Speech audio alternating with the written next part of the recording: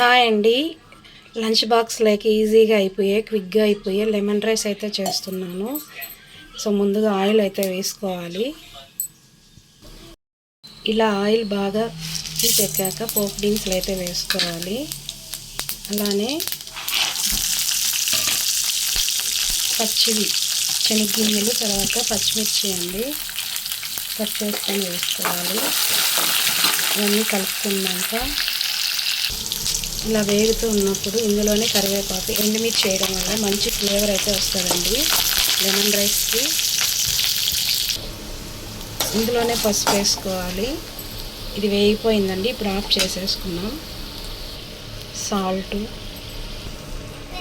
అలాగే కొత్తిమీర ఇవన్నీ వేసుకొని బాగా కలుపుకోవాలి. స్టవ్ ఆపేసినాక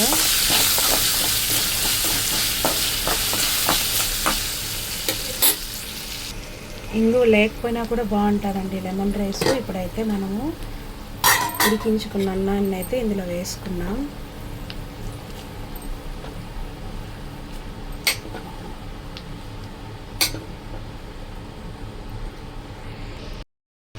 ఒక గ్లాస్ రైస్తో అయితే చేస్తున్నాను. ఇది కొద్దిగా చల్లారాక గ్లాస్ రైస్తో అయితే చేస్తున్నానండి. ఇది చల్లారాక నిమ్మరసం అయితే వేసుకోవాలి ఫైనల్గా.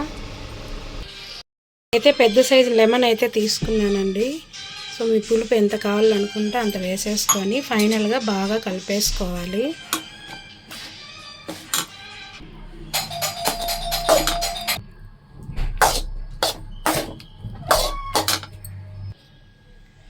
ఇంతే అండి, ఎంతో క్విక్గా అయిపోయే లెమన్ రైసు.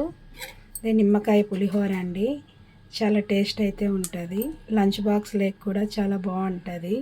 ఒకసారి ఇలా ట్రై చేయండి. Thank you. Please subscribe our channel Deepa's రుచులు.